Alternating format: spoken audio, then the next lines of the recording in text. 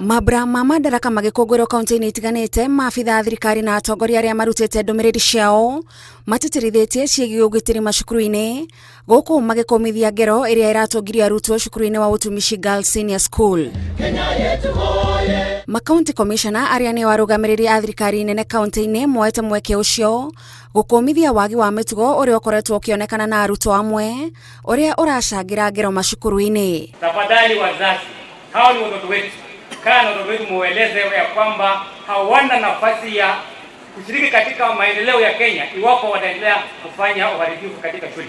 Kumbuka tutawashika na watakapopelekwa katika kitengo cha usalama, vidole vitachukuliwa, alama zao zitachukuliwa na hawataweza kupata kazi katika nchi yetu ya Kenya, kwa sababu Kenya hatutakubali vijana ambao ni watofu wa nidhamu na pia vijana ambao wanaharibu mali ya shule. Ministry of Education, security teams na kila moja wachukua hatua ile inayofaa kuhakikisha ya kwamba mambo kama hayo imesimamishwa mara moja. Makomishona marauga ona ruhonge rwa ugitiri rugikagirira kugacirithia ugitiri macukuru-ini he bata kugia na unyitaniri wa anyiti itemi othe. Security of schools, we have directed, tutakuwa na mkutano na all principals, all head teachers katika Olkalau Secondary School kujadili yale ambao ilitokea sehemu zingine.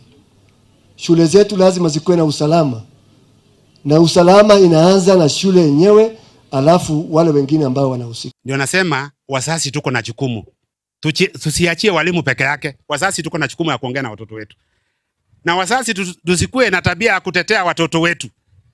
Unajua kuna tabia mtoto amefanya maneno unasema si hajafanya maneno, unampembeleza.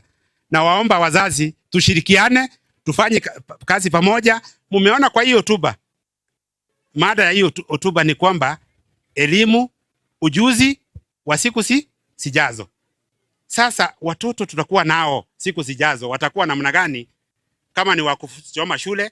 Nataka tu niwaombe sana wale wahusika, tuwe waangalifu, tusikize watoto wetu.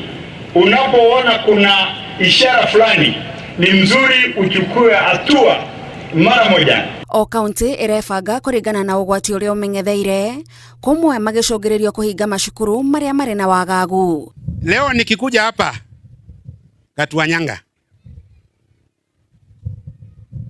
shule 2 zimefungwa na watoto wameenda nyumbani. Hapa Kiambu watoto wameleta shida mpaka tumesema waende nyumbani wapumzike. Tunachoma, wengine muna clap, watu wakiharibu mali ya wengine, munasema ni serikali, munafukuza. Sasa mkichoma na mpige makofi, watoto wenyu wanaona hawataenda kuchoma shule?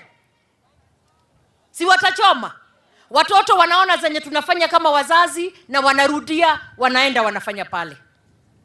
So I think as a country we must have a conversation. Maya mothe maritio riri gitongoria kia mwaka uyu kia mabura ma madaraka ari kugacirithia ikiro cia githomo guku bururi-ini.